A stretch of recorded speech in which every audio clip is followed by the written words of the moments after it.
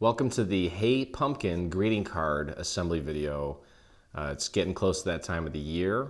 It's going to be a little bit different this year, depending on where you're at. I still have no idea what's going to happen with Halloween. But one thing I do know is a lot of people are going to want to spend, they're not going to spend Halloween the same way that they have in years past. And maybe this will be the year that we actually see more Halloween greeting cards being sent through the mail. And that's what we're going to put together today. It's a very simple one, great for adults, great for kids, whoever it may be. Very simple, mostly paper piecing. Again, your machine's going to do all the work. Just follow along with me.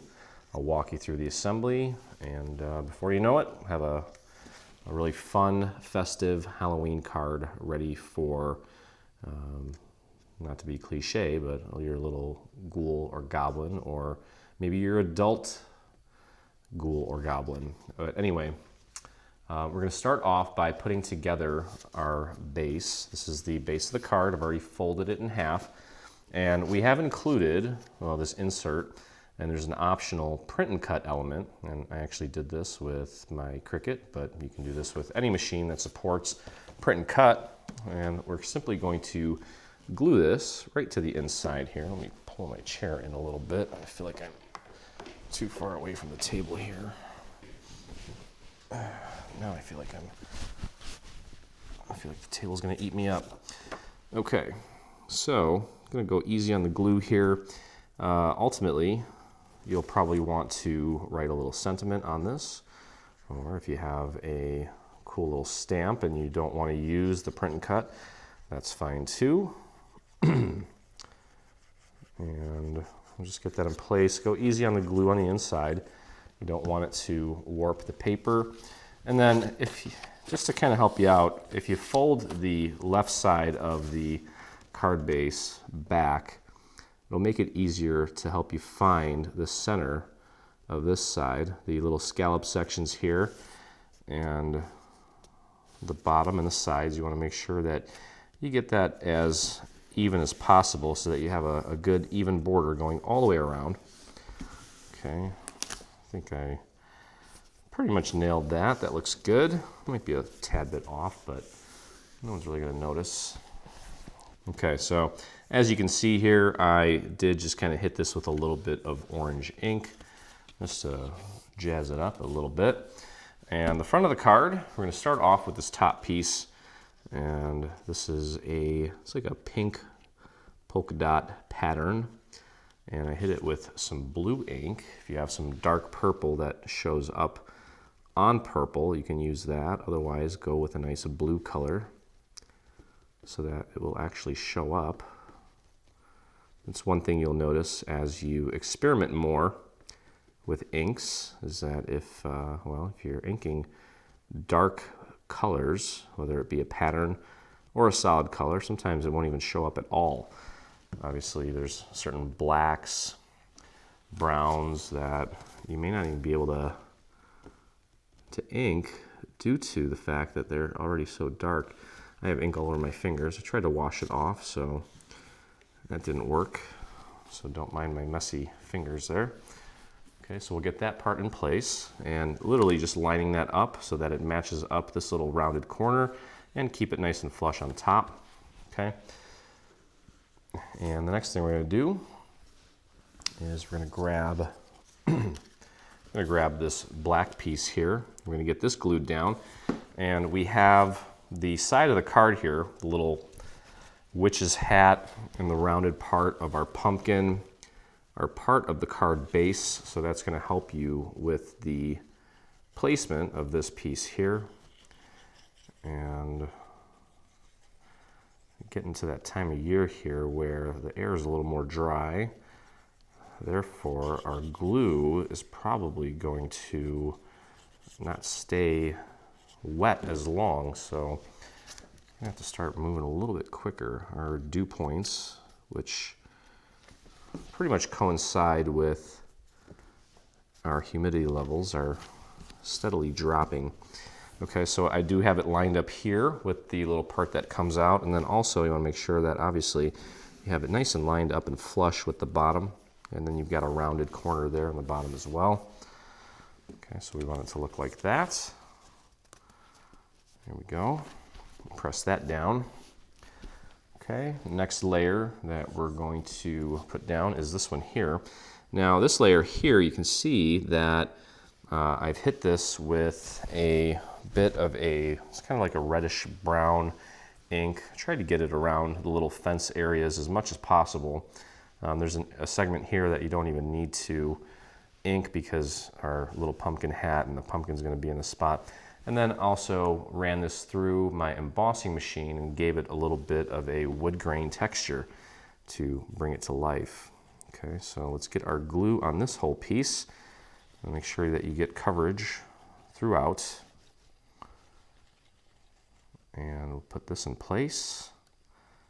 And then the next few layers, we're actually going to use some foam squares to give this piece some added dimension and really bring it to life. It's a simple paper piecing. You can certainly glue this down completely flat should you desire to do that, but of course we like to bring things to life as much as possible, so we're gonna add some foam squares and really make this thing pop.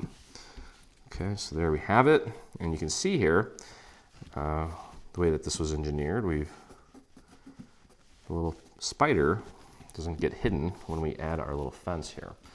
So very simple so far, and it looks really cool actually so far. And the next layer that we're going to work on is this little grassy layer. Okay, so it's made up of these two pieces, and they don't sit on top of each other completely. There's bits of the darker green that show through on these little grass blades. So I want to make sure that when we apply this and start gluing it down, that we focus on lining up the left side of, sorry, this would be the right side, the left side if you're looking at it the way I am, but eventually when I flip it over, it'll be the right side, which is the pumpkin.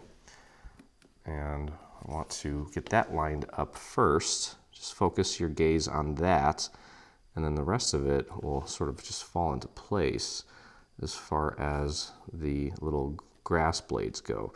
And the bottommost layer I left alone, I didn't do anything to that, but the top layer of grass I did ink with a nice turquoise color or a dark green, and also ran that through my embossing folder to kind of just give the illusion of just randomness, which sort of looks like, well, a grass texture. Okay, so let me pull out my foam squares here, and we're gonna get this first layer down. Now, one thing I may do actually is grab my foam tape, because it's gonna be 3 layers thick, and my foam tape is about half as deep or half as thick as my foam squares. So I may just go with that just so this doesn't get too bulky on me. And I kind of like this stuff because you can use as little or as much as you want. You can really cut it to size. You can actually do that with the foam squares too, as many of you have probably seen me do. You've seen me cut those to various sizes. Now this one's going to be real thin because I want to put it on this blade of grass here. There we go. And you can go even thinner with this one. Pop that right there. I think we'll just add one more to this blade of grass here so it doesn't go flying all over the place, and then just for good measure, maybe just put one more about there. Flip it over, do the little push test. It's not really giving anywhere. It's not sagging, so we'll call that a success. Peel that off, and we'll get this into place. And again, just like we did with the previous layers, the rounded side of our pumpkin as well as the brim of the hat are part of this shape, so that's going to help us with the alignment as well. Obviously, we want to make sure that we get it nice and flush with the bottom as well as the left side, and then the rest of it should just kind of fall right into where it needs to be. There we go. Oops, that's okay. Okay, so we've got a little bit of dimension there, but not too much because like I said, we've got 2 more layers of dimension that are going on this. Next layer being our little jack-o'-lantern here. And we're gonna start off with the lighter color, solid, and we're gonna glue this black layer onto the lighter yellow color, which is actually, it's AC Sunflower. Okay, so we'll get that glued in place right onto our yellow layer, just like that. So you can get a little bit of those, a little bit of the ribs showing through. Press that down. And then we can take our, this is AC Melon. That's the name of the color of American Crafts cardstock. And we're going to glue that right on top of the black layer. So it's a 3-layered pumpkin. And then the hat, we're going to do that separately. Now if you don't want to pop dot the hat, you can glue the hat directly onto this layer here. That's up to you. I'm doing it in 3 layers here. Okay, so just line that up as accurately as you can. And there's our little pumpkin. And all that's left to do is pop dot the hat on top of that, which we'll get to here in just a second. But first, I need to get my little foam tape on here. Okay, and I'm just gonna do probably just 3. I think we can get away with just 3. Give that a little push test. And it's, because it's 3 layers, it's less likely to droop or bend or bow. Peel that off and pop that right into place. Just line it up with the existing shadow portion of the pumpkin there. So there you have that. And then last but not least, we have our little hat here. There's a green little band that goes around the top of the hat. So throw a little bit of glue on there. You'll notice on this piece here, there are a few little indicators to help you with the alignment of this piece. So use those to your advantage. And that's where it needs to go. I also hit this with a little bit of blue ink, just like I did up here with the little leaves. Okay, so there's our hat. We'll flip that over. And again, if you have foam squares, feel free to use those. I'm just using my foam tape today. Kind of like it. And we'll get that right in place. It's kind of a big piece there, but that's okay. Peel that off and pop that right on top of our spooky little jack-o'-lantern. And just like that, just line it up, match it up. There it is. And your card is complete. Very cute, very graphic. Not interactive, but you know, because of the foam squares that we added, or the foam tape, it really is impressive and definitely stands out. So, of course, no Dreaming Tree project would be complete without a coordinating envelope, which I have here in front of me. Now, I've already taken and pre-folded the flaps, okay? And there's the top flap there. We do have this element that we're gonna glue right in here, just to kind of give this a two-toned effect and to kind of help the little motif that we have on the top flap here. So go ahead and get your glue. I'm gonna go all the way out to the edge near the scallops, because it actually goes over the scallop section.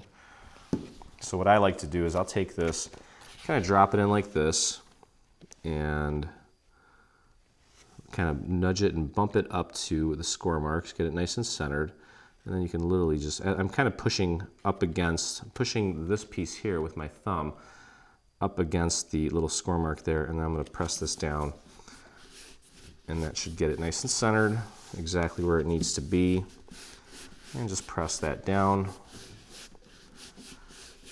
And there we go. I'm going to throw a nice little rhinestone right here when all's said and done. Okay, so that's in place. We're going to take these two flaps, bring them in, throw a little bit of glue right here along this very edge, and here all the way down, and bring that up, press down right where that glue is. Give that a second to set. Okay, and there we have it. And I'd say without cutting, probably about 20-30 minute project. Quicker than going to the store, picking out a card, much more fun, and definitely good for the soul. Speaking of souls, hope you guys have a great Halloween, and whoever receives this enjoys it.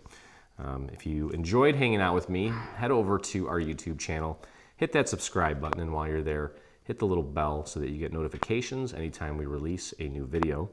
And if you make this or anything from our new bundle, I would love to see it, and so would the almost 23,000 other dreamers.